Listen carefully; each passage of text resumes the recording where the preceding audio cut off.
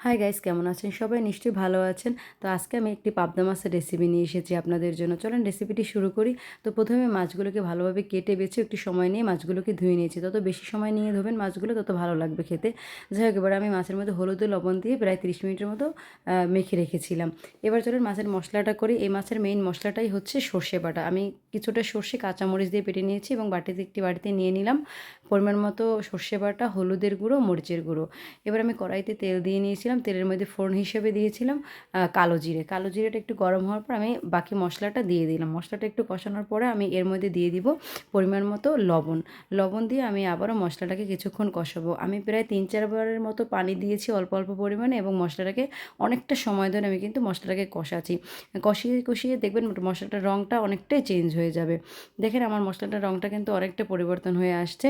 তারপরে আমি আবারও ২-১ বার অল্প অল্প পরিমাণে জল দিয়েছি এবং মশলাটাকে কষিয়ে নিয়েছি। মশলা যত কষাবেন ততই কিন্তু ভাল লাগবে খেতে।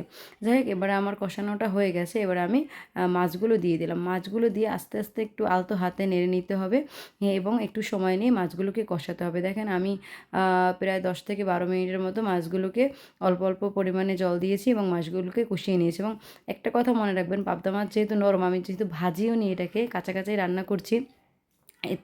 এজন্য একটু আলতো হাতে মাছগুলোকে নেড়ে দিবেন মাঝে মাঝে, নয়তো তলায় লেগে যাবে।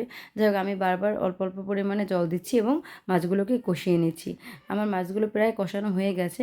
এবারে আমি ঝোলের জন্য পরিমাণ মতো জল দিয়ে নিব মাছগুলোর মধ্যে। এই যে দেখেন আমি জল দিয়ে দিয়েছি। এবার আমার মাছটা ফুটে ওঠা পর্যন্ত অপেক্ষা করতে হবে। মাছটা আস্তে আস্তে ফুটে উঠছে এবং আমি একটু আলতো হাতে নেড়ে দিয়েছি যাতে মাছের তলায় মানে কড়াইতে মাছগুলো লেগে না যায়। যাই হোক, এই যে দেখেন আমার মাছগুলো ফুটে উঠছে। আমি গায়ে মাখা নামাবো মাছটা। প্রায় হয়ে আসছে আমার। এই যে দেখেন আমার মাছটা হয়ে আসছে। একবার এইভাবে রান্না করে ট্রাই করে দেখবেন। খুবই ভাল লাগে খেতে সর্ষে বাটা দিয়ে পাবদা। এটা একটি বাঙালি রান্না। আশা করি সবার ভাল লাগবে। আমাদের বাসায় কিন্তু সবাই এটা খুব পছন্দ করে। ছোট থেকে বড় সবাই খুব পছন্দ করে।